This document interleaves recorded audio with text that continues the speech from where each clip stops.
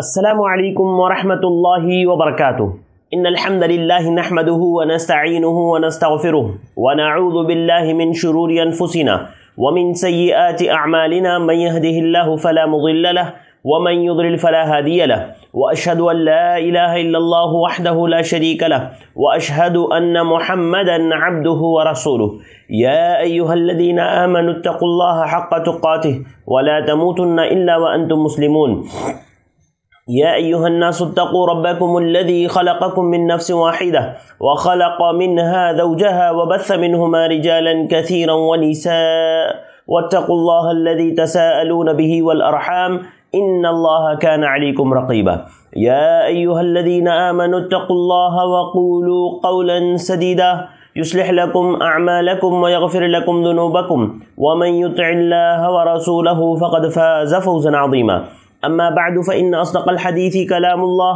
وخير الهدي هدي محمد صلى الله عليه وسلم وشر الأمور محدثاتها وكل محدثة بدعة وكل بدعة ضلالة وكل ضلالة في النار فأعوذ بالله السميع العليم من الشيطان الرجيم بسم الله الرحمن الرحيم وابتغي فيما آتاك الله الدار الآخرة ولا تنس نصيبك من الدنيا وأحسن كما أحسن الله إليك ولا تبغ الفساد في الأرض إن الله لا يحب المفسدين رب اشرح لي صدري ويسر لي أمري واحلل عقدة من لساني يفقهوا قولي۔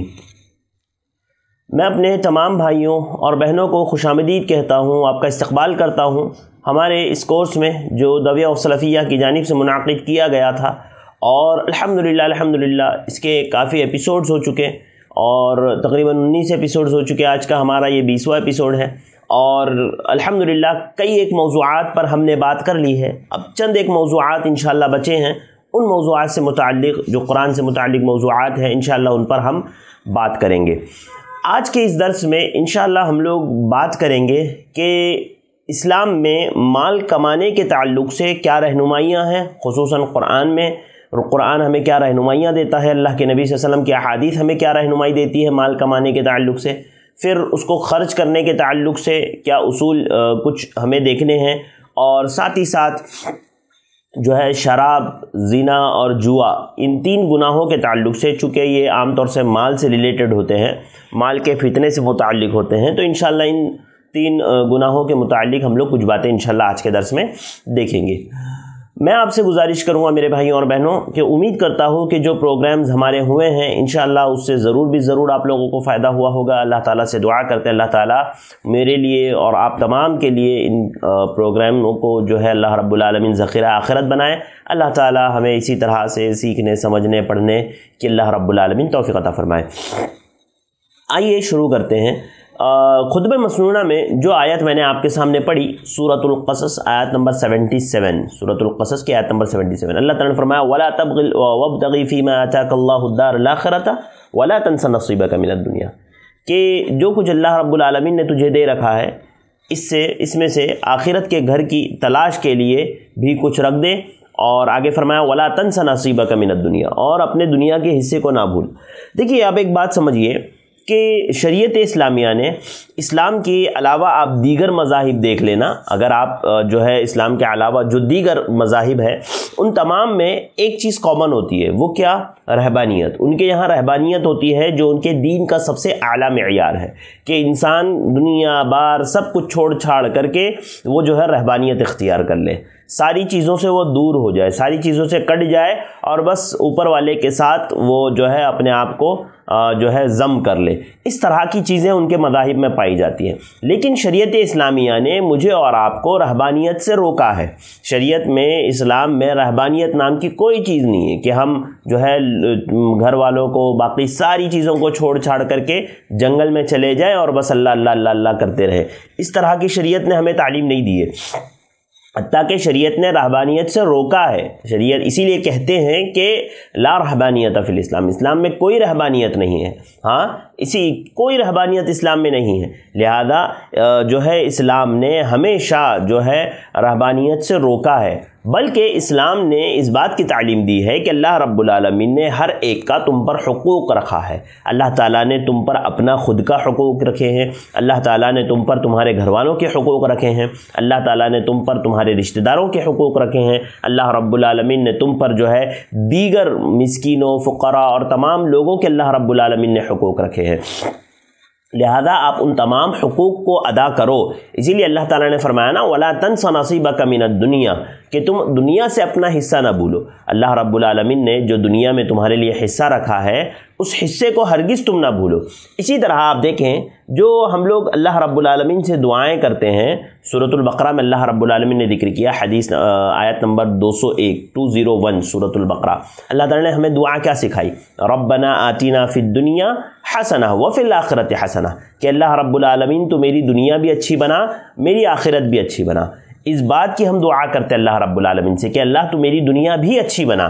اصل میں ہمارے یہاں نا لوگ چونکہ علماء ہماری طرف زیادہ تر اس بات پر جو ہے زور دیتے ہیں، یہ بات بتاتے ہیں کہ مال اچھی چیز نہیں ہے، اور مال کے فتنے کثرت سے، یعنی ایسا تو نہیں کہتے کہ بالکلیہ طور پر مال اچھی چیز نہیں ہے، بلکہ علماء عام طور سے کثرت سے جو ہے مال کے فتنے ذکر کرتے ہیں، مال کے فتنے، تو لوگوں کے ذہنوں میں یہ بات بیٹھ گئی ہے نا کہ مال بہت اچھی چیز نہیں ہے، مال کمانا کوئی اچھی چیز نہیں ہے، مال کو رکھنا کوئی اچھی چیز نہیں ہے۔ یہ ساری چیزیں لوگوں کے ذہنوں میں بیٹھی ہوئی ہے، جبکہ سمجھنے کی بات یہ ہے نا کہ فی نفسی ہی مال کوئی بری چیز نہیں ہے، یعنی مال کمانا شریعت نے اس سے آپ کو کہیں بھی نہیں روکا ہے۔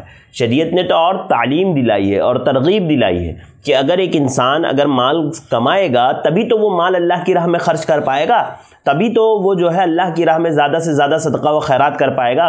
تو مال کمانے سے شریعت نے کہیں نہیں روکا ہے، الٹا شریعت نے ابھارا ہے کہ جو ہے آپ مال کماؤ، خوب کماؤ، جتنا آپ کمانا چاہتے ہو کماؤ، لیکن کمانے کے ساتھ ساتھ اللہ رب العالمین کی راہ میں بھی خرچ کرو۔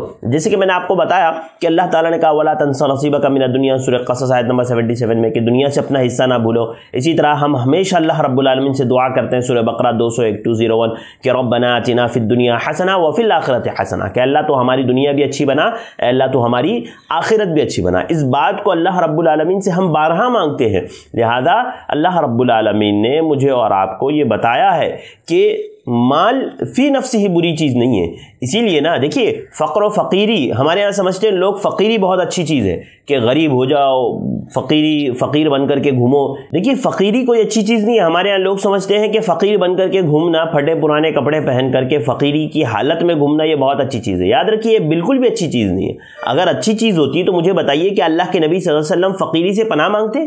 اللہ کے نبی صلی اللہ علیہ وسلم فقیری سے پناہ مانگتے؟ آپ دیکھیں سنن نبی داؤد کی حدیث ہے 5090 اللہ کے نبی صلی اللہ علیہ وسلم کیا دعا کرتے تھے؟ اللہم انی اعوذ بک من الکفر والفقر، کہ اللہ رب العالمین میں کفر سے اور فقر سے تیری پناہ مانگتا ہوں۔ اللہم انی اعوذ بک من عذاب القبر لا الہ الا انت، کہ اللہ رب العالمین میں عذاب قبر سے پناہ مانگتا ہوں، تیرے علاوہ کوئی معبود برحق نہیں۔ اللہ کے نبی صلی اللہ علیہ وسلم اس دعا کو صبح 3 مرتبہ اور شام 3 مرتبہ پڑھا کرتے تھے۔ ہاں اللہم انی اعوذ بک من الکفر والفقر واعوذ بک من عذاب القبر لا الہ الا انت، اس دعا کو اللہ کے نبی صلی اللہ علیہ وسلم صبح 3 مرتبہ اور شام 3 مرتبہ پڑھا کرتے تھے۔ یہ صحیح روایت ہے، علامہ البانی نے اس کو صحیح قرار دیا ہے۔ تو آپ دیکھیں اللہ کے نبی صلی اللہ علیہ وسلم خود فقر سے پناہ مانگ رہے۔ اگر فقر کوئی اچھی چیز ہوتی، اگر جو ہے غریبی، فقیری، مسکینی کوئی اچھی چیز ہوتی تو اللہ کے نبی صلی اللہ علیہ وسلم اس سے کیوں پناہ مانگتے؟ اس لیے کہ آپ دیکھیں جہاں جو ہے مالداری انسان کو برائیوں کی طرف لے جاتی ہے اور غلط کاموں کی طرف لے جاتی ہے، وہی فقیری بھی انسان کو کبھی کبھار کفر کی طرف لے کر کے چلی جاتی ہے۔ فقیری بھی انسان کو کبھی کبھار کفر کی طرف لے کر کے چلی جاتی ہے۔ اسی لیے اہل علم نے کہا کہ ایک طرح سے مالداری اور ایک طرح سے فقیری، یہ دونوں فتنہ انسان کے لیے ہو سکتے ہیں۔ ضروری نہیں ہے کہ کوئی انسان مالدار ہو تو وہی مالداری ہی اس کے لیے فتنہ ہے، نہیں، بلکہ مالداری بھی اس کے لیے فتنہ ہو سکتی ہے، فقیری بھی اس کے لیے فتنہ ہو سکتی ہے۔ اور آپ دیکھیں اللہ کے نبی صلی اللہ علیہ وسلم نے مال کو کتنی اہمیت دی ہے، حتیٰ کہ اللہ کے نبی صلی اللہ علیہ وسلم نے اس بات کی تعلیم دی ہے کہ تم اپنے بچوں کو فقیر چھوڑ کر کے جاؤ، اس سے بہتر یہ ہے کہ تم اپنے بچوں کو مالدار چھوڑ کر کے جاؤ۔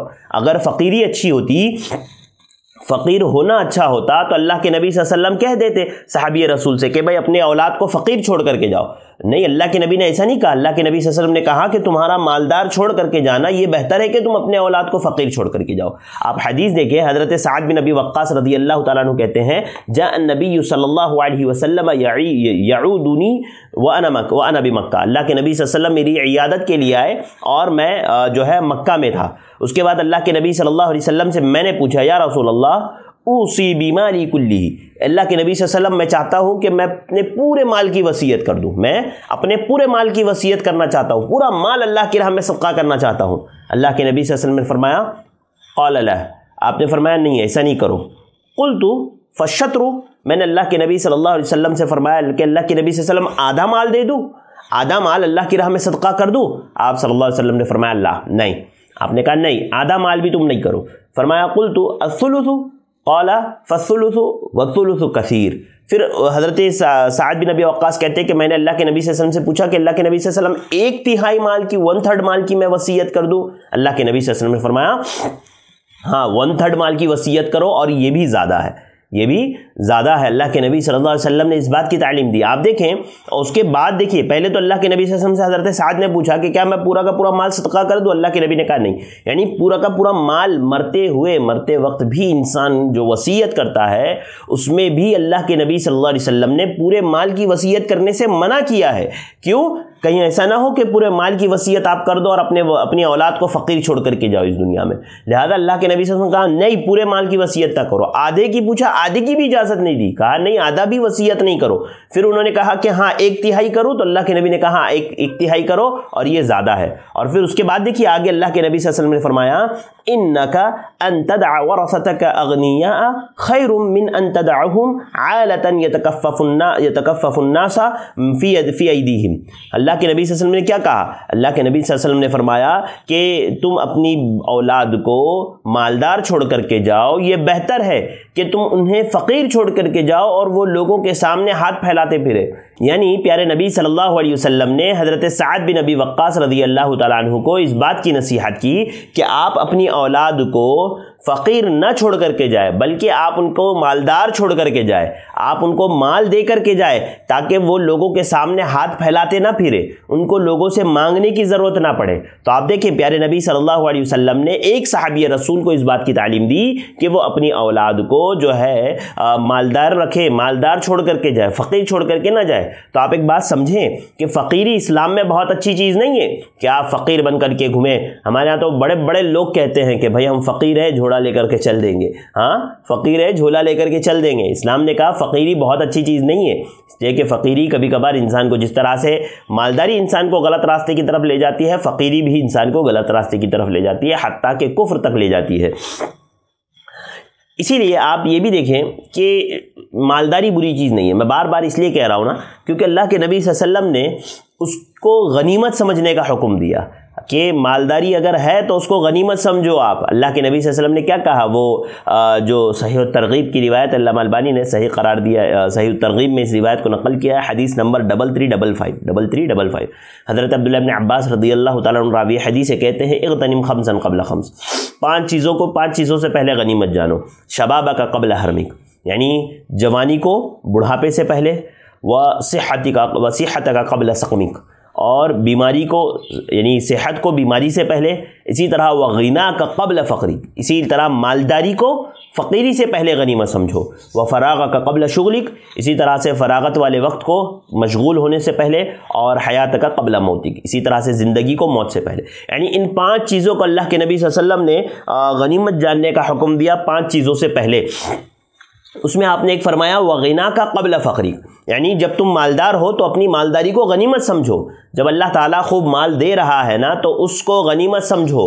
اس مال کے جمع کا جو ہے اس مال کو جو اللہ رب العالمین آپ کو دے رہا ہے اس کو غنیمت جانتے ہوئے اللہ کی راہ میں زیادہ سے زیادہ صدقہ و خیرات کرو، اللہ کی راہ میں زیادہ سے زیادہ خرچ کرو، اس سے پہلے کہ تمہارے پاس فقیری آ جائے. جب تم خرچ کرنا چاہو تمہارے ہاتھ میں کچھ نہ ہو، ایسا ہونے سے پہلے جب اللہ رب العالمین دے رہا ہے، جب مال آ رہا ہے تو ایسی صورت میں تم اسے جو ہے تم غنیمت سمجھتے ہوئے اسے اللہ کی راہ میں خرچ کرو۔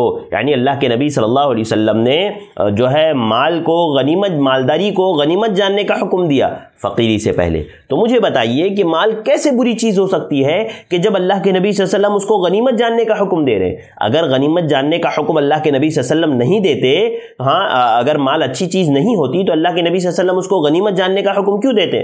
کیوں کہتے کہ اس کو غنیمت جانو فقیری آنے سے پہلے، جبکہ فقیری اگر اچھی چیز ہوتی تو عزیز بھائیوں، میرے ماؤں بہنوں، یاد رکھو غریبی کوئی اچھی چیز نہیں ہے۔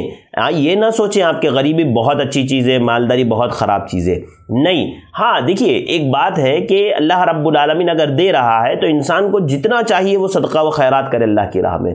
انسان اپنی زندگی میں جو صدقہ و خیرات کرے گا وہی اس کا مال ہے، باقی کا جو کھا لیا، پی لیا، ضائع کر دیا وہ اس کا مال نہیں ہے۔ لہذا انسان کو یہ چاہیے کہ خوب مال کمائے اور خوب اللہ کی راہ میں صدقہ کرے۔ جمع کر کے رکھنا آپ کے لیے ضروری نہیں ہے۔ اگر آپ جمع کر کے رکھنا نہیں چاہتے، آپ صدقہ و خیرات کرنا چاہتے ہیں تو صدقہ و خیرات کیجئے۔ ہمارے یہاں لوگوں کا ذہن ایک بنا ہوا ہے نا کہ مالدار اچھے نہیں ہوتے ہیں۔ ہاں، لوگ مالداروں کو مطلب ایسا دیکھتے ہیں جیسے کوئی چور آ رہا ہو، ڈاکو آ رہا ہو۔ بالکل نہیں، جب انسان کے پاس مال ہوگا تبھی تو اللہ کی راہ میں خرچ کرے گا نا۔ آج دیکھیے اتنے سارے مدارس اسلامیہ جو ہمارے چل رہے ہیں، اسی طرح سے جو داعیوں کے یا جو دعویٰ سینٹرز چل رہے ہیں، جو دعات کے کام چل رہے ہیں، یہ سارے کن کے پیسوں سے چل رہے ہیں؟ یہ انہی مالداروں کے پیسوں سے چل رہے ہیں، یہ انہی لوگوں کے پیسوں سے چل رہے ہیں، یہ صدقہ و خیرات کر رہے ہیں۔ لہذا یہ کام اب بحسن خوبی انجام پا رہا ہے۔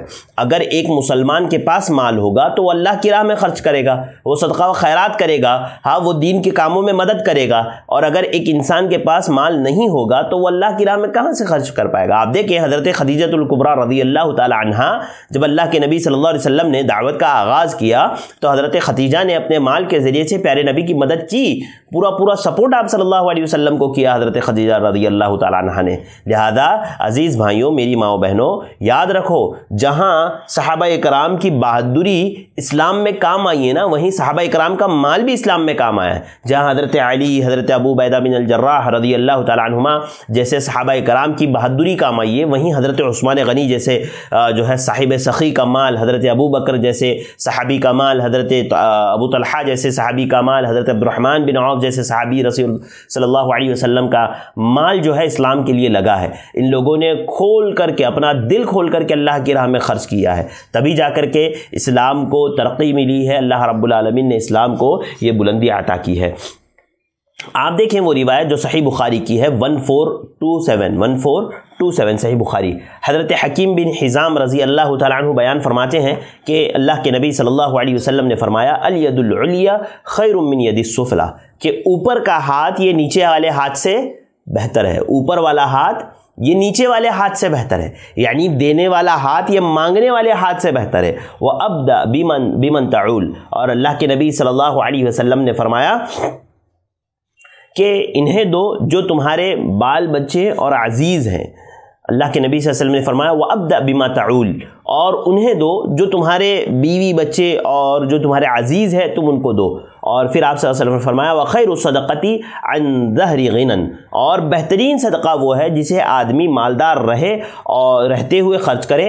اور آگے فرمایا کہ وَمَنْ يَسْتَعْفِفْ يُعِفِّهِ اللَّهُ وَمَنْ يَسْتَغْنِهِ يُغْنِيهِ اللَّهُ، اللہ کے نبی صلی اللہ علیہ وسلم نے فرمایا کہ جو آدمی سوال کرنے سے بچتا ہے، اللہ رب العالمین اس کو بھی محفوظ رکھتا ہے سوال کرنے سے، اور جو بے نیاز رہتا ہے اللہ رب العالمین اس کو بے نیاز رکھتا ہے۔ آپ اس حدیث میں غور کریں، اللہ کے نبی صلی اللہ علیہ وسلم نے کیا کہا؟ اللہ کے نبی صلی اللہ علیہ وسلم نے فرمایا الید العلیٰ خیر من ید السفلیٰ، کہ دینے والا ہاتھ یہ لینے والے ہاتھ سے بہتر ہے۔ یعنی انسان کو ہمیشہ یہ کوشش کرنی چاہیے کہ میں خرچ کرنے والا بنوں، میں اللہ کی راہ میں دینے والا بنوں۔ ہمارے یہاں لوگ یہ سوچتے ہیں کہ ہم لینے والے کیسے بنے، ہاں ہم کیسے جو ہے اس سے زکوٰۃ کا مال لے، اس سے صدقہ۔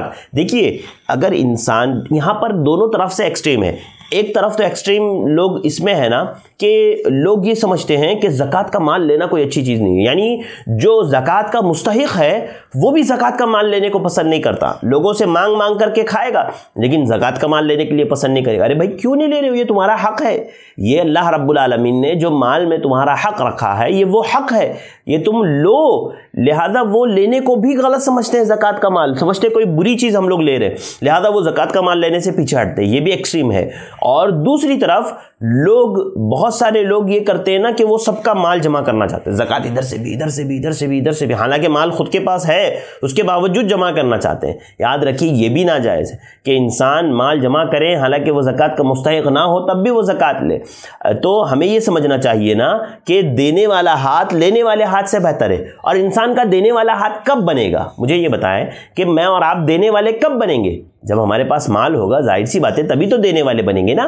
لہذا اللہ کے نبی صلی اللہ علیہ وسلم نے کہا کہ دینے والا ہاتھ یہ لینے والے ہاتھ سے بہتر ہے۔ لہذا انسان کو چاہیے کہ وہ حلال طریقے سے شرعی دائرے میں رہتے ہوئے انسان مال کمائیں، لیکن مال کمانے کے ساتھ ساتھ وہ اللہ رب العالمین کی راہ میں صدقہ و خیرات کریں، وہ غربا کی۔ دیکھیے ایک مومن کے پاس، ایک مسلمان کے پاس مال ہوگا تبھی وہ جا کر کے جو ہے غریبوں اور مسکینوں کی مدد کر پائے گا نا، بیماروں کی، محتاجوں کی مدد کر پائے گا۔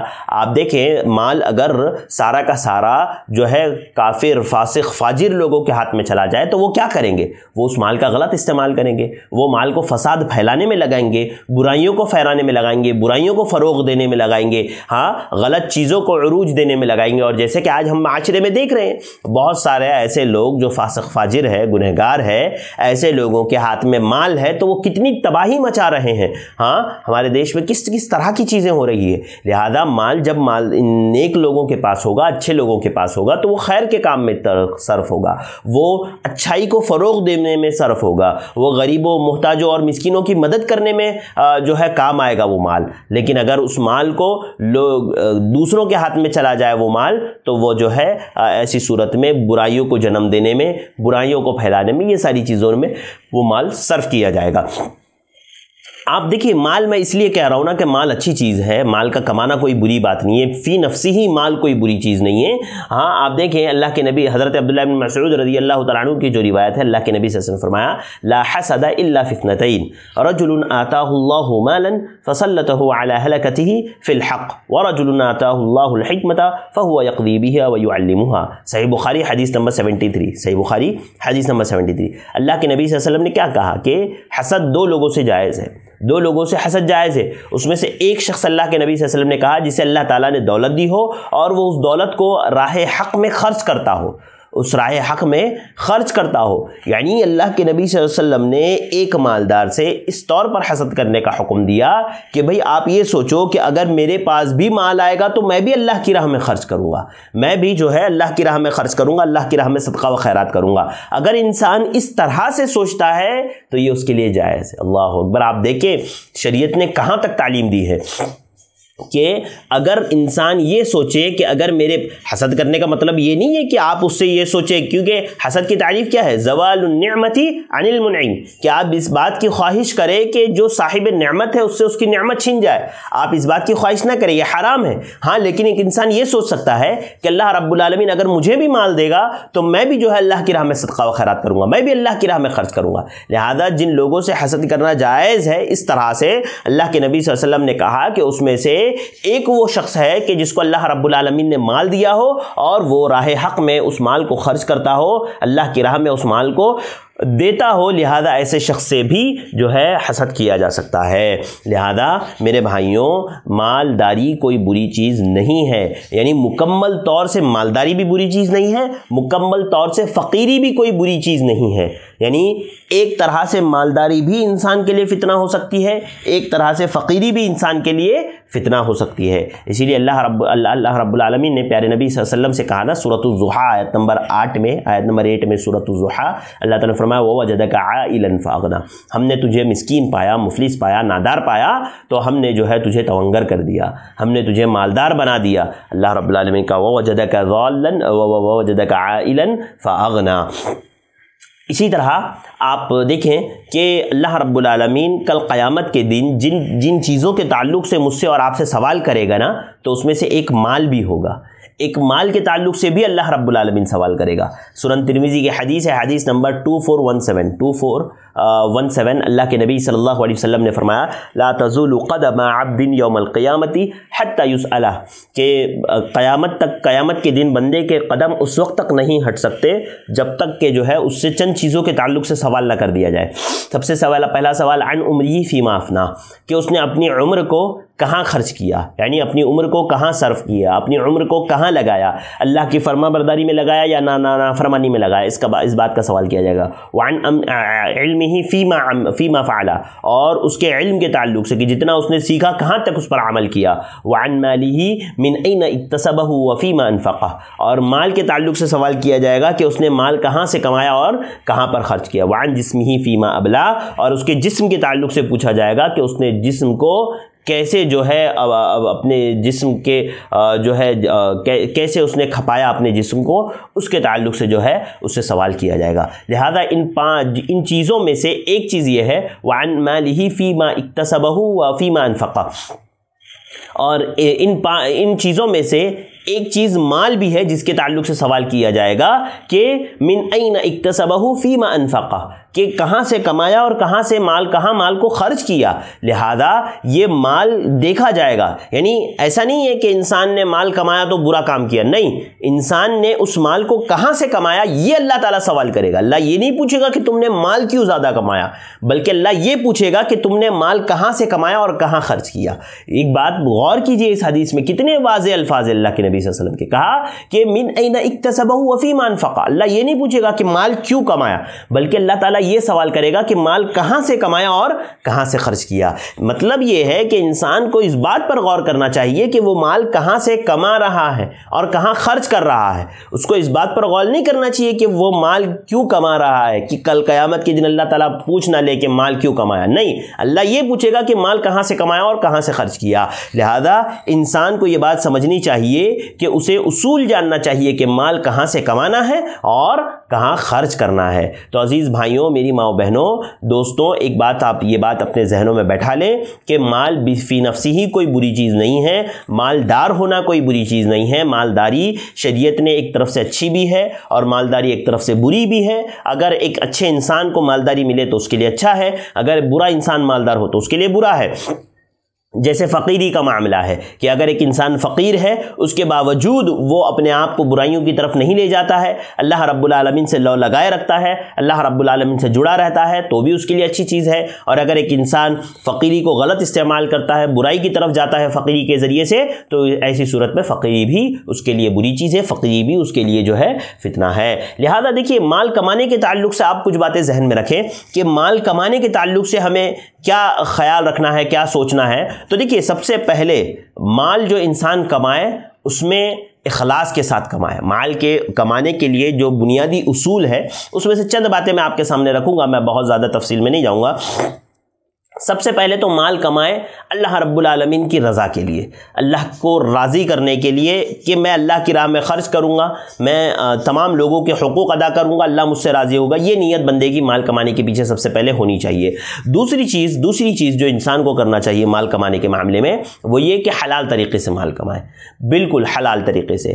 حرام کا ذرہ برابر بھی شائبہ اس میں نہ پایا جائے، حرام کا ذرہ برابر بھی حصہ اس میں نہ ہو، یعنی کام بھی اس کا حلال ہو، اس کے کام کرنے کا، اس کے مال کمانے کا، دیکھیے مال کمانے کا ذریعہ بھی حلال ہو، مال کمانے کا طریقہ بھی اس کا حلال ہو، یعنی تجارت بھی حلال ہو، اور وہ تجارت کا جو ذریعہ ہے، وہ تجارت جو کر رہا ہے اس کو حلال ذریعے سے وہ کرے، اس میں ذرہ برابر بھی حرام کی ملاوٹ نہ ہو۔ ایسی صورت میں انسان کو تجارت کرنی چاہیے اور شرعی اصول اور دائرے میں رہتے ہوئے اس کو تجارت کرنی چاہیے، تب جا کر کے اس کا مال اس کے لیے خیر کا ذریعہ ہوگا۔ جو انسان مال ہی غلط طریقے سے کمائے گا، لوگوں کی زمینیں ہڑپ کر کے کمائے گا، ہاں لوگوں کا مال چھین کر کے کمائے گا، تو ایسی صورت میں کہاں سے اس کا مال اس کے لیے بہتر ہوگا؟ بالکل نہیں ہوگا۔ اگر ایک انسان حلال طریقے سے اپنا مال کماتا ہے تب جا کر کے اس کا مال اس کے لیے بہتر ہو سکتا ہے، اس کا مال اس کے لیے خیر کا ذریعہ ہو سکتا ہے، ورنہ تو اس کا مال اس کے لیے شر کا ذریعہ ہوگا۔ لہذا کمانے کے معاملے میں ہمیں اس بات کا خیال رکھنا ہے کہ ایک تو کمانے کے وقت ہماری نیتیں اچھی ہو، دوسرا حقوق کی ادائیگی کا ہمارا ارادہ ہو، تیسرا جو ہے حلال طریقے سے ہم مال کمائیں، حرام طریقے سے ہم بچیں مال کمانے سے، اور جو ہے اللہ رب العالمین سے دعا کرتے رہے کہ اللہ تعالیٰ ہمارے لیے اس میں برکت رکھے، اللہ تعالیٰ اس میں ہمارے لیے خیر رکھے، اور ہر برائی سے، ہر غلطی سے انسان جو ہے محفوظ رہنے کی کوشش کرے۔ یہ مختصراً مال کے تعلق سے، کمانے کے تعلق سے میں نے بات ذکر کی، ورنہ اور بھی مزید تفصیلیں ہیں، اس میں وقت نہیں ہے کہ میں آپ کے سامنے ذکر کروں۔ البتہ مال صرف کہاں کرنا ہے، اس کے کیا اصول ہے، خرچ کرنے کے اصول۔ مال خرچ کرنے کے تعلق سے جو بنیادی اصول ہیں، انشاءاللہ اس کے تعلق سے 2-3-4 باتیں میں آپ کے سامنے رکھوں گا، جس کو آپ بنیاد بنا کر کے سمجھ سکتے ہیں کہ مال کو کہاں صرف کرنا چاہیے، کہاں مال کو خرچ کرنا چاہیے، کیسے مال کو خرچ کرنا چاہیے۔ دیکھیے، بنیادی طور پر آپ ایک بات سمجھیے کہ جیسے مال کمانا اللہ رب العالمین کی رضامندی کے لیے ہے، ویسے ہی مال صرف کرنا بھی اللہ رب العالمین کی رضامندی کے لیے۔ یعنی جب انسان مال خرچ کرے اللہ رب العالمین کے لیے، یا مال کو جب وہ خرچ کرے تو اس کا ارادہ، اس کا عزم اللہ رب العالمین کی رضا ہو۔ اگر وہ اپنے گھر والوں پر بھی خرچ کر رہا ہے تو وہ یہ سوچے کہ اگر میں اپنے گھر والوں کے حقوق ادا کروں گا، اللہ راضی ہوگا، میں اللہ تعالیٰ خوش ہوگا۔ یعنی ہر عمل، ہر کام جو وہ کر رہا ہے اپنے مال کو صرف کر کے، اپنے مال کو خرچ کر کے، وہ ارادہ کرے، وہ یہ عزم کرے کہ میں یہ صرف اللہ رب العالمین کی رضا کے لیے کر رہا ہوں، یہ میں حقوق ادا کر رہا ہوں اور اس سے اللہ رب العالمین راضی ہوگا۔ تو بنیادی طور پر انسان کا خرچ کرتے وقت اس کا ارادہ، اس کا عزم جو ہے، یہ اللہ رب العالمین کی رضامندی ہونی چاہیے۔ دوسرا بنیادی پوائنٹ وہ یہ کہ سب سے پہلے انسان کو یہ دیکھنا چاہیے کہ وہ اس مال کو اپنے اوپر اور اپنے گھر والوں پر خرچ کرے، اپنے اوپر خود اور اپنے گھر والوں پر وہ خرچ کرے، وہ صرف کرے۔ یہ بنیادی پوائنٹ ہے۔ لوگ کیا کرتے ہیں، لوگ اپنی سخاوت دکھانے کے لیے باہر دنیا بھر کا خرچہ کر رہے ہیں، گھر والوں پر خرچہ نہیں کر رہے ہیں۔ بیوی گھر میں ہے، اس پر خرچہ نہیں ہو رہا ہے، بچے گھر میں ہیں، ان پر خرچہ نہیں ہو رہا ہے، بالکل نہیں۔ بنیادی طور پر شریعت ہمیں یہ تعلیم دیتی ہے نا کہ سب سے پہلے اگر آپ کے مال کے کوئی حقدار ہے تو وہ آپ کے بیوی بچے ہیں، ان پر ایک انسان کو خرچ کرنا چاہیے، ان کی ضروریات کو پورا کرنا چاہیے، بنیادی ضروریات۔ ایسا نہیں کہ آپ سارے عیش و آرام، ہاں اگر آپ کے پاس ہے تو آپ ساری چیزیں ان کو دیں، لیکن جتنا ہے کم از کم بنیادی ضروریات آپ ان کی پہلے پوری کریں، اس کے بعد، یعنی یہ پہلی ہے۔ کیونکہ صحیح بخاری کی وہ حدیث جو میں نے آپ کے سامنے رکھی، حدیث نمبر 1427 الید العلیٰ خیر من ید السفلیٰ، جو یہ روایت میں نے آپ کے سامنے رکھی تھی کہ اوپر والا ہاتھ نیچے والے ہاتھ سے بہتر ہے، اسی میں اللہ کے نبی صلی اللہ علیہ وسلم فرمایا وَأَبْدَأْ بِمَنْ تَعُولُ، کہ ابتدا جو ہے شروعات میں اپنے گھر والوں پر، اپنے بیوی بچوں اور اپنے عزیزوں پر خرچ کرو، یعنی خرچ کی ابتدا ہی یہیں سے ہوتی ہے۔ تو سب سے پہلے انسان اپنے گھر والوں پر خرچ کریں، اپنے گھر والوں کی بنیادی ضروریات کو پورا کرنے میں صرف کریں۔ اگر انسان اس نیت سے کرتا ہے کہ یہ ان کے حقوق ہے، میں ان کو ادا کروں گا، اللہ تعالیٰ راضی ہوگا، تو اس کو اس پر بھی اجر ملے گا۔ اس کے بعد جو ہے انسان اپنے قرابت داروں، قریبی رشتہ داروں، اس کے بعد جو آپ کے قریبی رشتہ دار ہیں وہ، یعنی دیکھیے کیسا ہے نا، جیسے آپ نے پہلے بیوی بچوں پر خرچ کیا، اسی میں آپ کے والدین بھی آ گئے، والدین پر بھی آپ کو صرف کرنا ہے۔ اگر آپ کے بھائی بہن ضرورت مند ہیں تو ان پر بھی آپ کو صرف کرنا ہے۔ تو جو جتنا زیادہ قریب ہوگا ویسے آپ کا وہ مال کا زیادہ مستحق بنے گا اور زیادہ مالدار کا حق، یعنی مال کا حقدار بنے گا۔ تو انسان کو سب سے پہلے اپنے گھر والوں پر، بیوی بچوں پر، والدین پر، پھر اس کے بعد اس کے قریبی رشتہ دار، جو اس کے قریبی رشتہ دار ہے وہ، پھر فقراء اور مساکین، ہاں ان تمام پر وہ خرچ کرے۔ لیکن یاد رکھیے اس میں، جیسے میں نے آپ کو بتایا، پہلے جو ہے اللہ کی رضا کے لیے خرچ کرے، اپنے بیوی بچوں پر خرچ کرے، اسی طرح پھر اپنے سب سے قریبی رشتہ داروں پر خرچ کرے، اور اس کے بعد فقراء اور مساکین پر خرچ کرے۔ یہ 4 پوائنٹ میں نے آپ کے سامنے رکھے۔ اور 5واں پوائنٹ یہ ہے نا کہ ان تمام چیزوں میں وہ اسراف سے اور بخیلی سے بچے، یعنی فضول خرچی بھی نہ ہو، بالکل بخیلی بھی نہ ہو، ان دونوں چیزوں سے وہ بچیں۔ ہمارے یہاں لوگ اس معاملے میں بہت کمزور ہے کہ وہ اسراف سے بچ نہیں پاتے، فضول خرچی سے بچ نہیں پاتے۔ لہذا انسان فضول خرچی بھی نہ کرے بالکلیہ طور پر، اور جو ہے بالکلیہ طور پر بخیل بھی نہ بن جائے۔ لہذا جو ہے اللہ رب العالمین نے سورہ اسراء آیت نمبر 26 میں اللہ تعالیٰ نے فرمایا وَآتِ ذَا الْقُرْبَى حَقَّهُ وَالْمِسْكِينَ وَابْنَ السَّبِيلِ وَلَا تُبَذِّرْ تَبْذِيرًا، کہ رشتہ داروں اور مسکینوں اور مسافروں کا حق ادا کرتے رہو اور اسراف کرنے سے، بیجا خرچ کرنے سے بچو۔ اللہ رب العالمین نے خود حکم دیا کہ رشتہ داروں اور مسکینوں کو اور مسافروں کا حق ان کو دو، لیکن اسراف نہ کرو، فضول خرچی نہ کرو، ہاں فضول خرچی سے بچتے ہوئے یہ سارے کام کرو۔ لہذا انسان کو دیکھیے جو پوائنٹس میں آپ کے سامنے رکھ رہا ہوں، سب سے پہلے تو اللہ کی رضا کے لیے خرچ کرنا چاہیے، اپنے پہلے ابتدا میں اپنے گھر والوں پر، اپنے بیوی بچوں اور ماں باپ پر خرچ کریں، اپنے قریبی رشتہ داروں پر خرچ کریں، فقراء اور مساکین پر خرچ کریں، اسی طرح سے جو ہے اسراف اور بخیلی سے بچیں، اور ساتھ ہی ساتھ حلال راستوں میں خرچ کریں، حرام راستوں سے بچیں، حلال راستوں میں خرچ کریں، حرام راستوں سے بچیں۔ ہر حرام راستہ جو برائی کی طرف لے جانے والا ہے، جس سے کوئی برائی آ سکتی ہے، جس سے کوئی برائی پیدا ہو سکتی ہے، وہاں پر آپ کو خرچ نہیں کرنا ہے، وہاں آپ کے لیے جائز نہیں ہے کہ آپ اپنا مال خرچ کرو، آپ کو صرف اور صرف حلال راستوں میں حلال طریقوں سے اپنا مال خرچ کرنا ہے، حرام طریقوں سے آپ کو بچنا ہے۔ تو یہ بنیادی طور پر چند باتیں تھی، یعنی مال کو خرچ کرنے کے تعلق سے، کہ مال کو خرچ کرنے کے اصول کیا ہے، اس کے تعلق سے چند باتیں میں نے آپ کے سامنے رکھی ہے، اس کو اپنے سامنے رکھتے ہوئے آپ انشاءاللہ عمل کر سکتے ہیں۔ تو آئیے یہ 3 موضوعات جو مال سے ریلیٹڈ تھے، یعنی شراب اور جوا اور زنا، چونکہ یہ عام طور سے مال کے ذریعے سے ہوتے ہیں اور مال ذریعہ بنتا ہے ان چیزوں میں، تو انشاءاللہ کچھ باتیں ہم لوگ ان 3 چیزوں پر بھی کر لیتے ہیں۔ سب سے پہلی بات رہی شراب کی، تو شراب جیسے کہ آپ جانتے ہیں شریعت اسلامیہ میں حرام ہے، بالکل کلیہ طور پر حرام ہے، اس میں کوئی شک نہیں۔ اللہ کے نبی صلی اللہ علیہ وسلم کی بعثت کے بعد شراب عرب میں پی جاتی تھی، عربی لوگ شراب پیا کرتے تھے، اور جب اسلام آیا تو آپ کو وہ روایت پتہ ہوگی، سنن ترمذی کی حدیث نمبر 3049 علامہ البانی نے اس روایت کو صحیح قرار دیا ہے۔ کہتے ہیں راوی حدیث حضرت عمر بن الخطاب رضی اللہ تعالیٰ عنہ ہے، فرماتے ہیں قال اللہم بین لنا فی الخمر بیانا شافیا، کہ اللہ کے نبی حضرت عمر بن خطاب رضی اللہ تعالیٰ عنہ کہتے ہیں کہ انہوں نے اللہ رب العالمین سے دعا کی کہ اللہ تعالیٰ تو شراب کے تعلق سے ہمارے لیے واضح طور پر حکم نازل فرما، شراب کے تعلق سے ہمارے لیے واضح طور پر حکم نازل فرما۔ فنزلت التی فی بقرہ یسألونک عن الخمر والمیسر، سورہ بقرہ آیت نمبر 219۔ یعنی جب حضرت عمر بن خطاب رضی اللہ تعالیٰ عنہ نے پہلی مرتبہ اللہ رب العالمین سے دعا کی کہ اللہ تعالیٰ تو ہمارے لیے جو ہے شراب کے متعلق واضح کوئی حکم نازل فرما، تو اللہ رب العالمین نے سورہ بقرہ کی آیت نمبر 219 نمبر کی آیت اللہ رب العالمین نازل فرمائی۔ وہ کیا ہے؟ یسألونک عن الخمر والمیسر قل فیہما اسم کبیر ومنافع للناس واسمہما اکبر من نفعہما، کہ یہ لوگ آپ سے شراب اور جوئے کے متعلق پوچھتے ہیں، آپ کہہ دیجئے کہ اس کا نفع کم ہے، اس کا نقصان زیادہ ہے، اس کا نفع کم ہے، اس کا نقصان زیادہ ہے۔ یہ شراب سے متعلق پہلا حکم اللہ رب العالمین نے نازل کیا تھا، چونکہ شراب عربوں میں عادت تھی، لہذا اللہ رب العالمین نے اس کو بتدریج نازل کیا اس حکم کو۔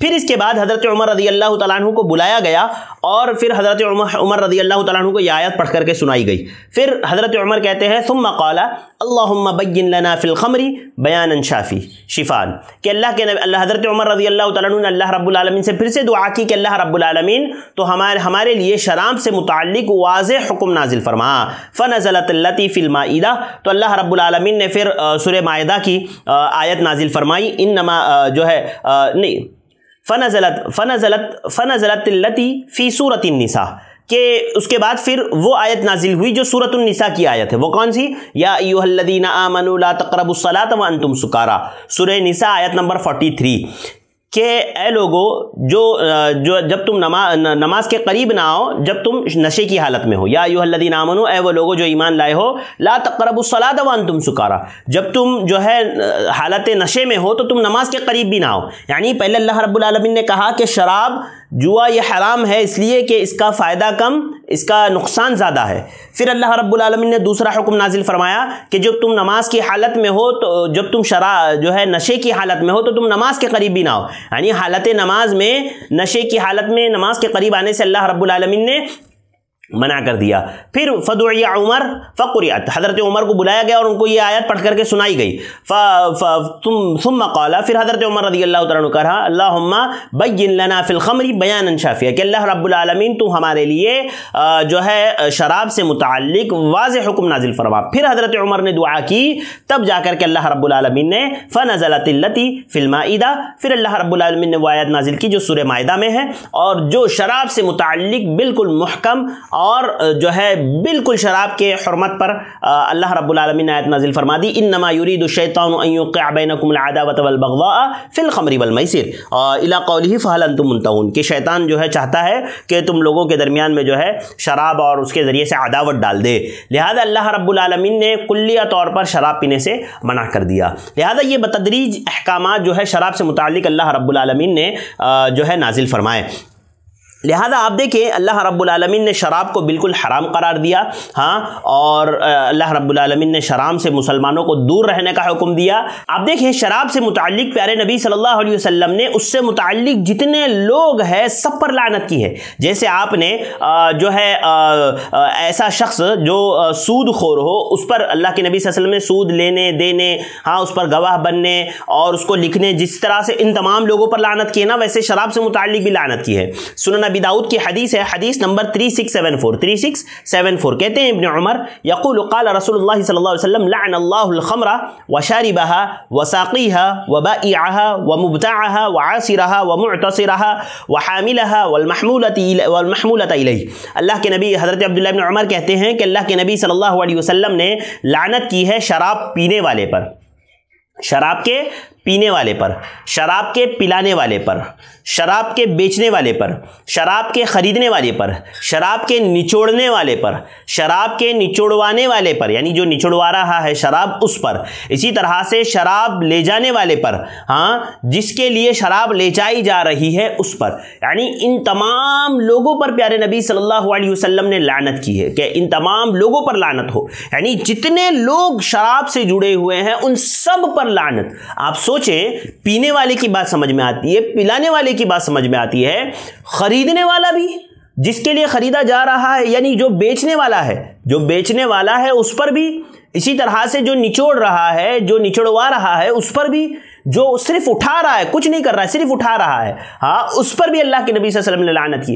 یعنی تمام لوگوں پر جو اس سے جڑے ہوئے ہیں شراب سے، اللہ کے نبی صلی اللہ علیہ وسلم نے جو ہے ان تمام لوگوں پر جو ہے لعنت کی ہے اور ان پر اللہ کی لعنت ہے۔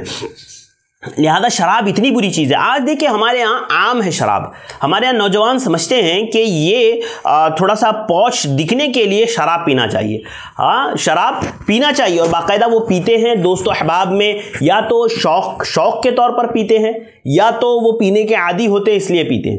ایک تو بہت سارے لوگ اس میں وہ لوگ ملوث ہوتے ہیں جو اسلامی تعلیمات سے بالکل کوسوں دور ہے، وہ لوگ، یا وہ لوگ جو اسلامی تعلیمات جانتے تو ہے لیکن اس کو ماڈرن کلچر سمجھتے ہیں۔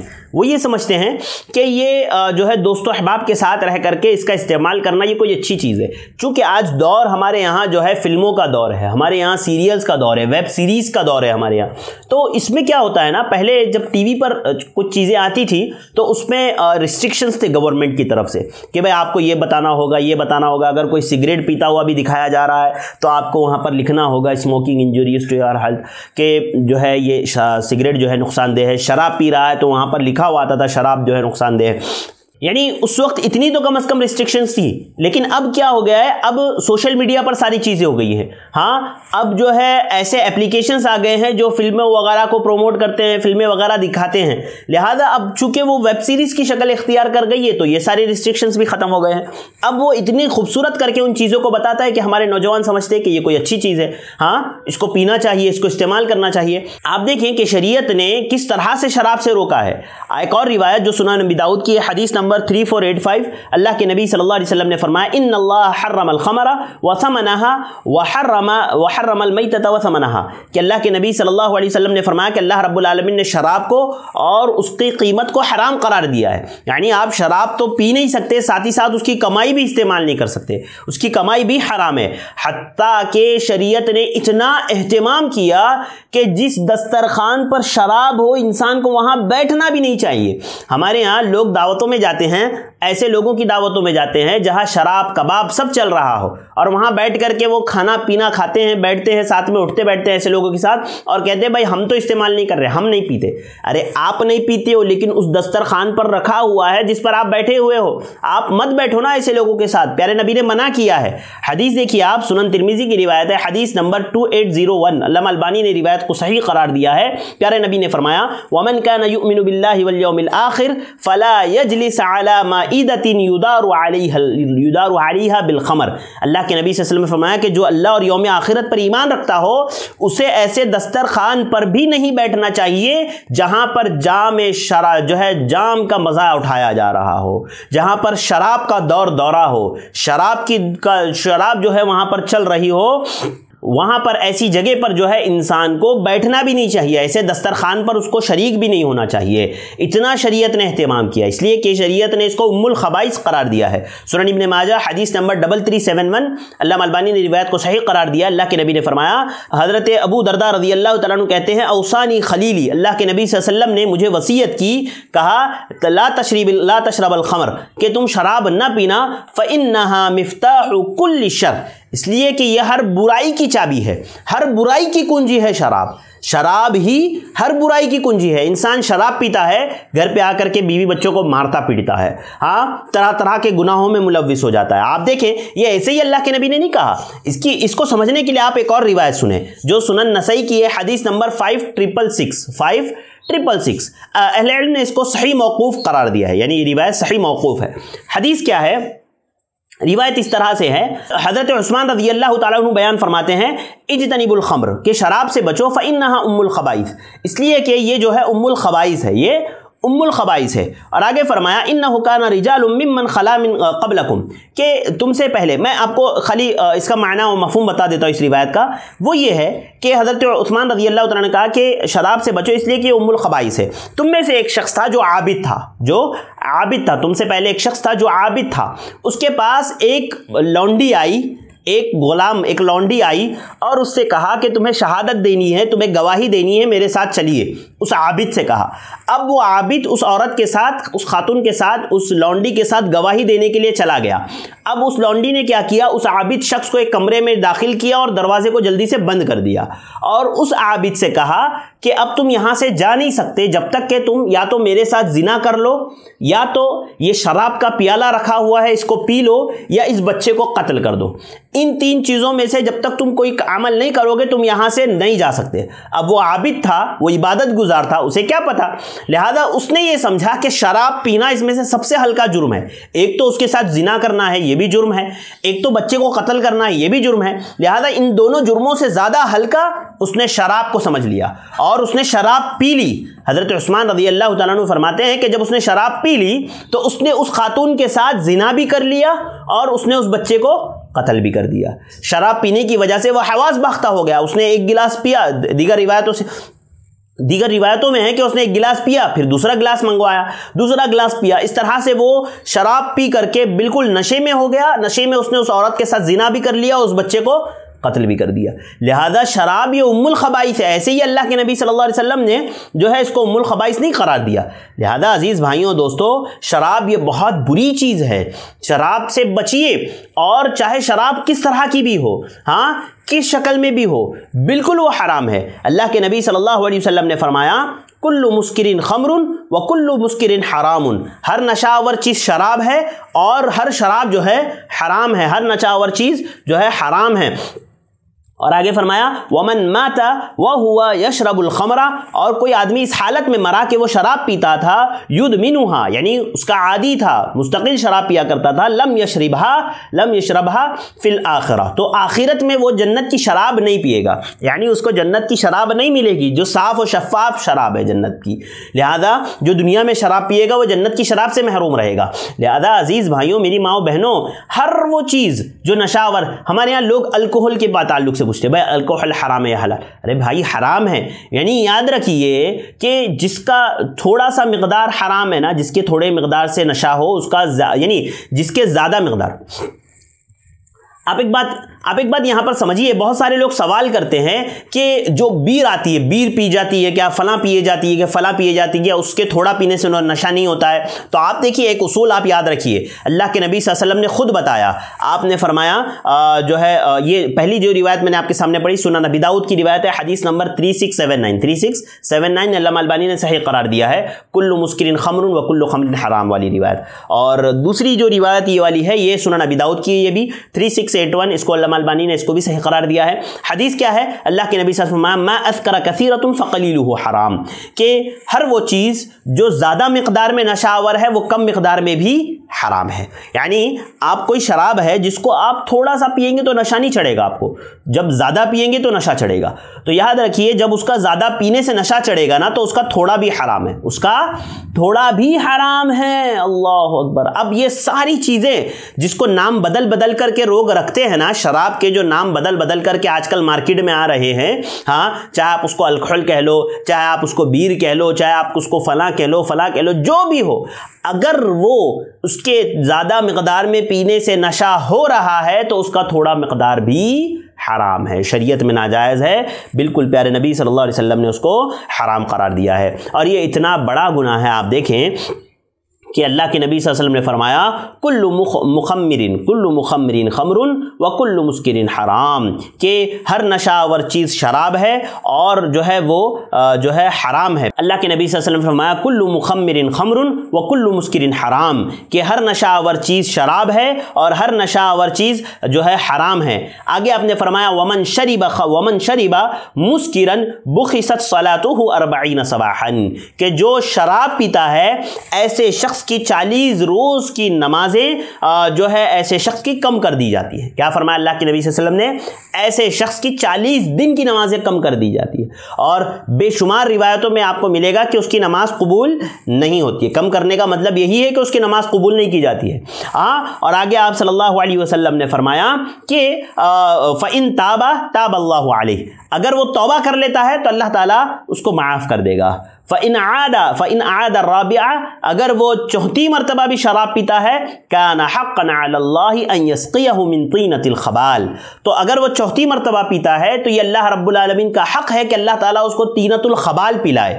اب یہ طینۃ الخبال کیا ہے؟ قیلا وما طینۃ الخبال، اللہ کے نبی صلی اللہ علیہ وسلم سے پوچھا گیا کہ اللہ کے نبی صلی اللہ علیہ وسلم طینۃ الخبال کیا ہے؟ قال صدید اہل النار، پیارے نبی نے فرمایا کہ یہ جہنمیوں کا پیپ ہے۔ اللہ اکبر۔ جو دنیا میں شراب پیتا ہے اللہ تعالیٰ کل قیامت کے دن اس کو جہنمیوں کا پیپ پلائیں گے۔ ومن سقاہ صغیرا لا يعرفه حلالہ من حرامہ کان حقا علی اللہ ان یسقیہ من طینۃ الخبال، جو ایسے بچے کو شراب پلاتا ہے جس کو اس کی حلت یا حرمت کا پتہ نہیں ہے، جو چھوٹا ہے، بچہ ہے، تو ایسی صورت میں اللہ کے نبی صلی اللہ علیہ وسلم نے فرمایا کہ اللہ رب العالمین اس کو جو ہے جہنمیوں کا پیپ پلائیں گے۔ یہ سنن ابی داؤد کی حدیث نمبر 3680 ہے۔ یعنی اس حدیث میں واضح طور پر اللہ کے نبی صلی اللہ علیہ وسلم نے بتا دیا کہ شراب پینے کتنا بڑا گناہ ہے، کتنا بڑا گناہ ہے۔ اور یہ صرف آخرت میں نہیں ہے، دنیا میں بھی یہ بڑا گناہ ہے۔ آپ وہ روایت دیکھیں، حدیث سنن نسائی کی حدیث ہے، حدیث نمبر 5664، علامہ البانی نے اس روایت کو صحیح قرار دیا ہے۔ حدیث اللہ کے نبی صلی اللہ علیہ وسلم نے فرمایا من شرب الخمر فجلدوہ، کہ جو شراب پیے اسے کوڑے لگاؤ، جو شراب پیے اسے کوڑے مارے جائے۔ پیارے نبی کے زمانے میں کوڑے مارے جاتے تھے، حضرت ابو بکر کے زمانے میں کوڑے مارے گئے، حضرت عمر کے زمانے میں، تمام خلفائے راشدین کے زمانے میں کوڑے مارے گئے شراب پینے والے کو، لہذا اس کے بعد بھی کوڑے مارے جاتے تھے۔ من شرب الخمر فجلدوہ، جو شراب پیے اسے کوڑے لگائے جائے۔ ثم شرب فجلدوہ، پھر اس نے پہلی مرتبہ پیا کوڑے مارو، دوسری مرتبہ بھی پیا پھر سے کوڑے مارو۔ ثم ان شربا فجلدوہ، پھر تیسری بار پیا پھر کوڑے مارو۔ ثم ان شربا فقتلوہ، اگر چوتھی مرتبہ وہ شراب پیتا ہے تو اسے قتل کر دو۔ اللہ اکبر۔ یعنی اسلامی شریعت میں اتنا سخت قانون ہے شراب کے تعلق سے کہ 3 مرتبہ تک اس کو کوڑے مارو، اگر سدھر جاتا ہے تو ٹھیک، پھر بھی اگر نہیں سدھرتا ہے تو چوتھی مرتبہ میں اس کو قتل کرنے کا حکم ہے۔ یعنی یہ شرعی قانون میں ہے، ایسا نہیں کہ آپ یہاں کر سکتے ہو، یہاں آپ نہیں کر سکتے۔ یہ ہمارا ہندوستان ہے، یہاں پر جو ہے ہندوستانی قانون چلتا ہے، آپ کو قانون کے اعتبار سے، اور وہاں پر بھی قتل کرنے کا مطلب یہ ہے کہ وہ خود قتل کر دے، نہیں، اس طرح سے نہیں ہوتا ہے کہیں بھی۔ یاد رکھیے یہ شرعی حکم ہے، اور یہ جہاں پر اسلامی شریعت ہو وہاں پر یہ چیزیں نافذ ہوتی ہیں۔ لہذا میں آپ کو اس کی یعنی خطرناکی بتا رہا ہوں کہ شریعت نے کتنا سخت اس کو کہا ہے۔ کہتا ہے شریعت نے کہا کہ جب چوتھی مرتبہ میں پیے تو ایسی صورت میں فقتلو، اس کو قتل کر دو۔ ہاں عزیز بھائیوں، یاد رکھو شراب یہ بہت بری چیز ہے، شراب یہ بہت بری چیز ہے۔ کل قیامت کے دن اللہ رب العالمین ایسے لوگوں کو جو دنیا میں شراب پیا کرتے تھے اللہ تعالیٰ جنت کی شراب سے محروم کر دیں گے۔ جنت کی شراب ایسے لوگوں کو میسر نہیں آئے گی، جنت کی شراب سے ایسے لوگ جو ہے فائدہ نہیں اٹھا پائیں گے۔ لہذا مجھے اور آپ کو اس طرح کی چیزوں سے بچنا چاہیے۔ تو یہ جو تفصیلات میں نے ابھی آپ کے سامنے ذکر کی ہے یہ مکمل شراب کے تعلق سے ہے کہ شراب کس طرح سے شریعت میں حرام ہے، شراب کتنی بری چیز ہے، ام الخبائث ہے، تمام برائیوں کی چابی ہے، ہاں، اور شراب جو ہے حتیٰ کہ شرابی کو قتل کرنے کا حکم ہے اگر وہ شراب کو پینا نہ چھوڑے، اور شراب جو دنیا میں پیتا ہے اللہ تعالیٰ اس کو آخرت کی شراب سے محروم رکھے گا۔ شراب چاہے تھوڑی ہو، اگر جس کے زیادہ مقدار میں نشہ چڑھتا ہے اس کا تھوڑا بھی حرام ہے۔ تو یہ تو شراب کے تعلق سے تفصیلات ہوئی، اور بالکل شراب سے بچنا ہر مسلمان کے لیے واجب ہے، ضروری ہے، اور اس کا پینا حرام ہے۔ آئیے مختصر سی باتیں، کچھ 2-3 باتیں شارٹ میں بالکل تمباکو، گٹکا، سگریٹ کے تعلق سے بھی کر لیتے ہیں ہم لوگ۔ ہمارے یہاں لوگ سمجھتے ہیں کہ صرف شراب حرام ہے، یہ ساری چیزیں حرام نہیں ہیں، اور کہتے ہیں بھائی اس میں تو نشہ ہے اس لیے حرام ہے، اس میں تو نشہ نہیں ہے لہذا یہ تو مکروہ ہے، صرف مکروہ۔ آپ دیکھیں، چلیے میں نے مان لیا کہ ان چیزوں میں نشہ نہیں ہے، شراب پینے، سگریٹ پینے والے کو نشہ نہیں چڑھتا ہے، تمباکو گٹکا کھانے والے کو نشہ نہیں چڑھتا ہے، ہاں اسی طرح سے جو ہے زردے والے پان کھانے والوں کو نشہ نہیں چڑھتا ہے، لیکن مجھے بتائیے کہ کیا سگریٹ پینے سے پھیپھڑے خراب نہیں ہوتے انسان کے؟ تمباکو منہ میں کھانے سے، تمباکو اور گٹکا کھانے سے کیا منہ کا کینسر نہیں ہوتا ہے؟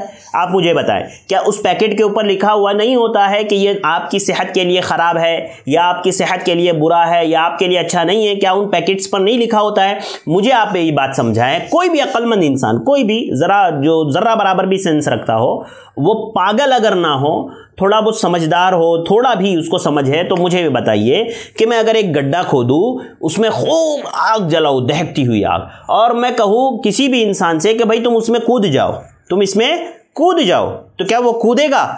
کوئی دباؤ نہیں، کوئی زور زبردستی نہیں، بھائی آپ بس کود جاؤ، میں اپنی طرف سے مشورہ دے رہا ہوں، میں کہہ رہا ہوں بھائی کود جاؤ، تو کیا وہ کودے گا؟ وہ اس میں جم مارے گا؟ ظاہر سی بات ہے کوئی بھی عقل مند انسان جس کو تھوڑا بھی عقل ہو وہ نہیں کودے گا، حتیٰ کہ پاگل بھی نہیں کودے گا۔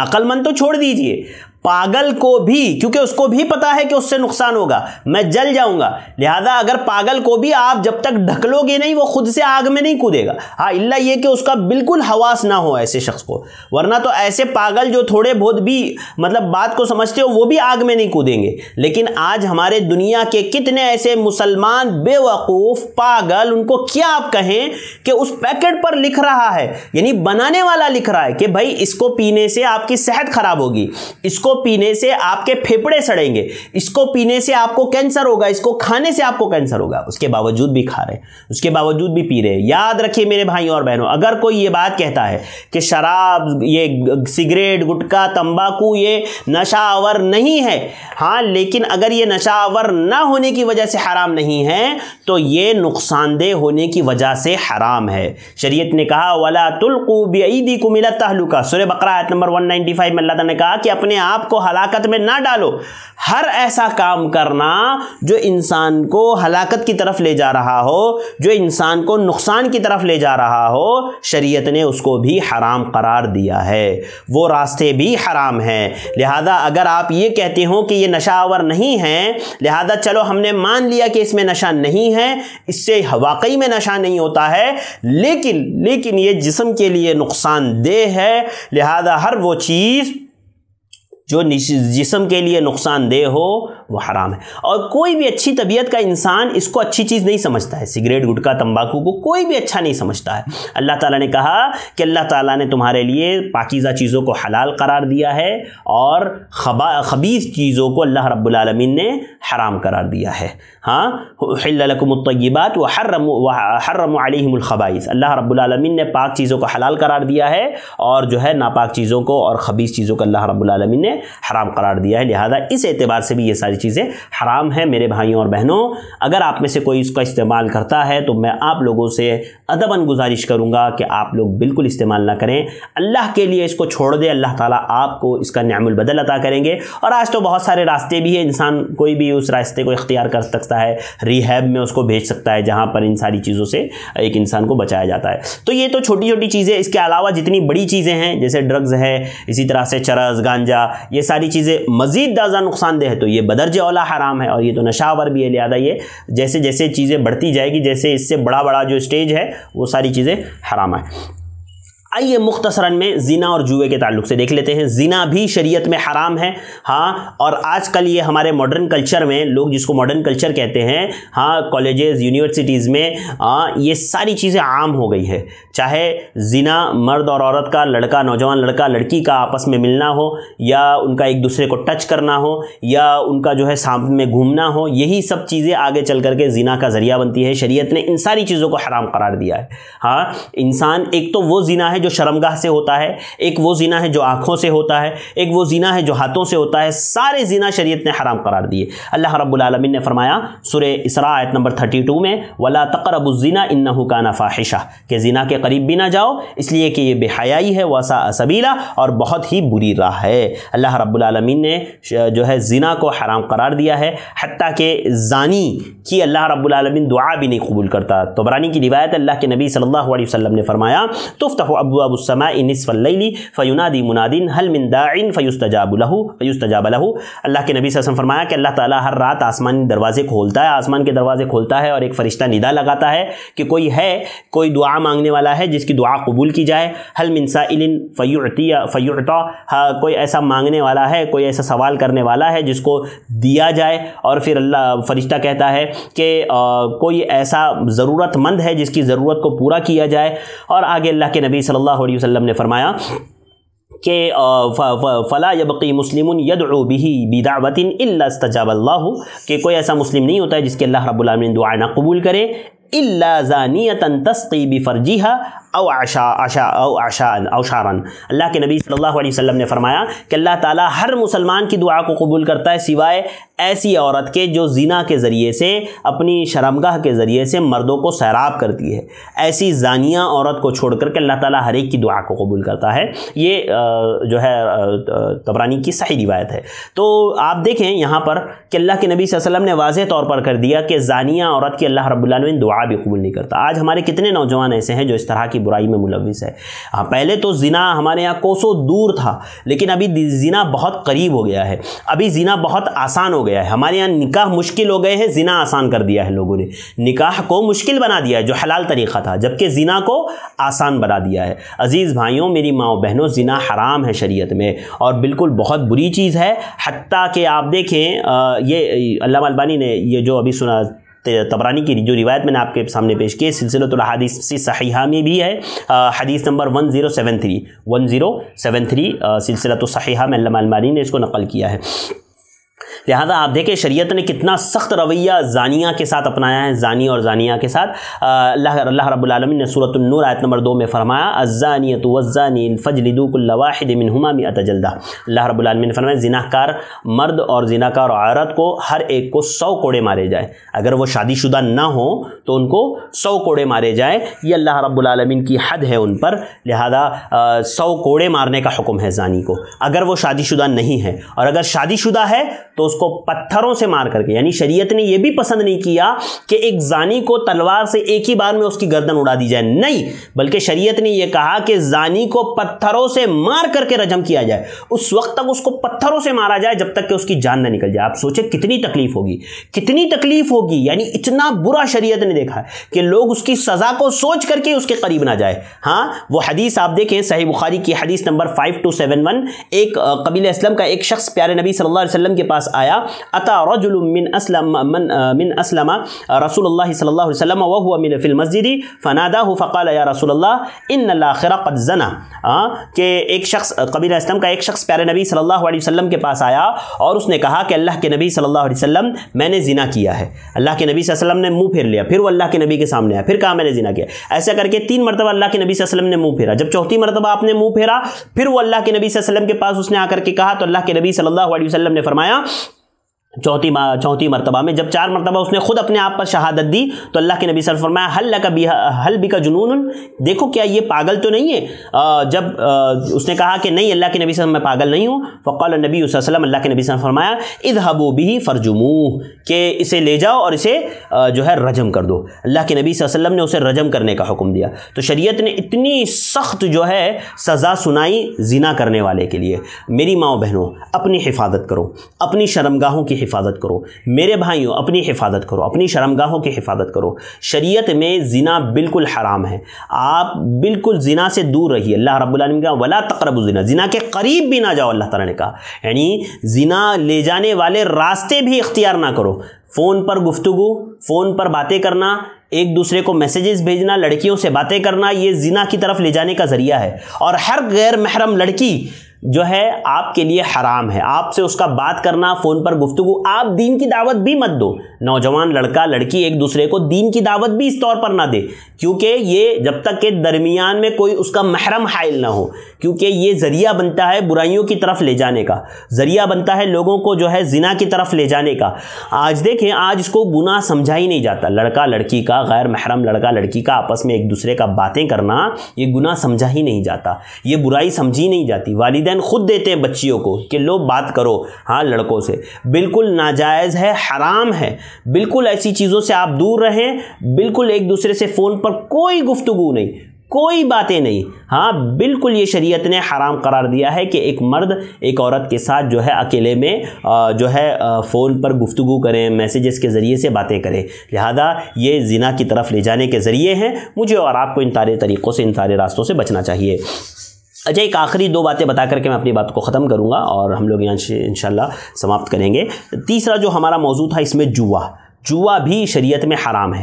آج جوئے کی مختلف شکلیں ہو گئی ہے۔ دیکھیے، جوا شریعت نے نا ہر طرح کا وہ جوا، ہر طرح کا وہ عمل جس میں انسان پیسہ لگاتا ہے اور پھر اس سے جیتتا ہے، وہ بالکل حرام ہے۔ آج بہت آسان کر دیا گیا، بلکہ اس کو جو ہے سمجھیے ایک طرح سے لیگل کر دیا گیا ہے۔ آپ ڈریم 11 جو لوگ کھیلتے ہیں وہ بھی یاد رکھیے جوا ہے۔ ڈریم 11 بہت بڑے پیمانے پر، چونکہ IPL چلتا ہے اور چل رہا ہے ابھی، تو لوگ بڑے پیمانے پر اس کو کھیل رہے ہیں ڈریم 11 کے ذریعے سے، یعنی اپلیکیشن ہے جس کے ذریعے سے لوگ پیسہ لگاتے ہیں کرکٹ میں۔ یاد رکھیے یہ بھی جوا ہے، حرام ہے۔ اسی طرح سے پتوں کا گیم جو موبائل میں کھیلا جاتا ہے وہ بھی حرام ہے۔ اسی طرح سے لوڈو کثرت سے لوگ کھیلتے ہیں، چاہے ٹرینوں میں ہو، روڈوں پر ہو، جہاں کھڑے ہو وہاں کھڑے ہو کر کے کھیلتے ہیں۔ یاد رکھیے یہ بھی حرام ہے۔ اللہ رب العالمین نے سورہ بقرہ آیت نمبر 219 میں اللہ رب العالمین نے فرمایا یسألونک عن الخمر والمیسر قل فیہما اسم کبیر، کہ یہ لوگ آپ سے شراب اور جوئے کے تعلق سے سوال کرتے ہیں، آپ کہہ دیں کہ یہ دونوں بڑے گناہ ہیں، یہ دونوں بڑے گناہ ہے، واسمہما اکبر من نفعہما، اور اللہ رب العالمین نے فرمایا کہ اس کا نفع جو ہے، اس کا نقصان نفع سے زیادہ ہے، اس کا نقصان نفع سے زیادہ ہے، لہذا اللہ رب العالمین نے اس کو جو ہے گناہ قرار دیا، اللہ رب العالمین نے اس کو جو ہے حرام قرار دیا۔ جوا حرام ہے، حتیٰ کہ پیارے نبی صلی اللہ علیہ وسلم نے فرمایا، صحیح مسلم کی روایت ہے، من لعب بالنردشیر فکأنما صبغ یدہ فی لحم الخنزیر ودمہ، اللہ کے نبی صلی اللہ علیہ وسلم نے فرمایا کہ جس نے شطرنج کھیلا گویا اس نے خنزیر کے گوشت میں، خون میں اپنے ہاتھ رنگا۔ جس نے شطرنج کھیلا اس نے گویا جو ہے خنزیر کے گوشت اور خون میں اپنے ہاتھ کو رنگا۔ استغفر اللہ، اتنا بڑا گناہ ہے یہ۔ دیکھیے نردشیر جو ہے نا، بعض اہل علم نے اس کو شطرنج سے کہا ہے، بعض اہل علم نے اس کو وہ جو گڑگڑیاں سے کھیلتے ہیں نا، جیسے لوڈو کھیلتے ہیں ہم لوگ، ہاں جو گڑگڑیاں ہوتی ہے اس کو جو استعمال کیا جاتا ہے اس کو بھی جو ہے اس میں داخل کیا ہے۔ لہذا ہر طرح کا گیم جس میں پیسہ لگتا ہو، جو نصاً حرام ہو، بالکل مجھے اور آپ کو نہیں کھیلنا چاہیے۔ جوئے میں یاد رکھیے آج جتنی شکلیں جوئے کی ہو گئی ہے نا، چاہے وہ ڈریم 11 کی شکل میں ہو، چاہے وہ جو ہے 3 پتی والے جو گیم آتے ہیں، جتنے بھی گیمز کے ایڈ آتے ہیں وہ ساری چیزیں اس میں داخل ہے۔ اسی طرح سے جو ہے ہاں لوڈو کا گیم اس میں داخل ہے، اسی طرح سے جو ہے شطرنج اس میں داخل ہے۔ جتنے ایسے گیم ہیں جس میں انسان پیسہ لگا کر کے کھیلتا ہے یا پیسہ نہ بھی لگائے لیکن وہ جو ہے نصاً حرام ہے، بالکل ایسے گیموں کو نہیں کھیلنا چاہیے۔ خصوصاً یہ جوا بالکل نہیں کھیلنا چاہیے، کیونکہ یہ ایک بری عادت ہے، یہ ایک بری لت ہے جس سے انسان ایڈکٹ ہو جاتا ہے اور اس کا عادی بنتا چلا جاتا ہے۔ اور آپ خود دیکھیں، مجھے جہاں تک پتا ہے کہ جو جوئے کے ایڈز جو آتے ہیں نا، جو ایڈ آتے ہیں یعنی جوئے کے جو اپلیکیشنز، خود جب ڈریم 11 وغیرہ جیسے ایسے اپلیکیشن جتنے ابھی تو بہت سے ہو گئے ہیں، جب ان کے بھی ایڈز آتے ہیں نا تو وہ بھی کہتا ہے کہ بھائی کھیلنے سے پہلے اپنے رسک پر کھیلو، کیونکہ اس کے عادی بننے کے بہت زیادہ چانسز ہوتے ہیں۔ لہذا آپ اس کے عادی بن جاؤ گے، آپ کا گھر، گاڑی جو ہے، ضروریات کے سامان، سب کچھ اس میں گھس جائے گا، سب کچھ اس میں آپ لگا دو گے، سب کچھ اس میں آپ ہار جاؤ گے۔ لہذا شریعت نے جوا بھی حرام قرار دیا ہے۔ تو عزیز بھائیوں، میری ماں و بہنوں، آج کے درس میں ہم نے بہت ساری باتیں سنی، مال سے متعلق بات سنی، مال کی اہمیت، فضیلت، اسی طرح سے جو ہے مال کو کیسے کمایا جائے، کیسے خرچ کیا جائے، اس کے کچھ اصول ہم نے دیکھے، اسی طرح سے شراب، زنا اور جوا کے تعلق سے اس کی حرمت، اس کی خباثت، اس کی برائی، اس کے نقصانات میں نے اور آپ نے دیکھے۔ اللہ تعالیٰ سے دعا ہے اللہ تعالیٰ مجھے اور آپ کو ان باتوں کو سمجھنے کی، ان پر عمل کرنے کی توفیق عطا فرمائے۔ اللہ تعالیٰ ہمیں ہر طرح کی برائی سے، ہر طرح کے گناہ سے اللہ تعالیٰ ہمیں محفوظ رکھے۔ اللہ رب العالمین ہمیں خیر پر عمل کرنے والا بنائے، خیر کو پسند کرنے والا بنائے۔ اللہ رب العالمین ہمارے تعلق سے خیر کا معاملہ فرما، ہمیں شاررین کے شرور اور حاسدین کے حسد سے محفوظ رکھ۔ اے اللہ رب العالمین عادل اور انصاف پسند حکومت تو ہمیں عطا فرما، آمین۔ مجھے دیجیے اجازت، انشاءاللہ پھر ملاقات ہوگی۔ السلام علیکم ورحمۃ اللہ وبرکاتہ۔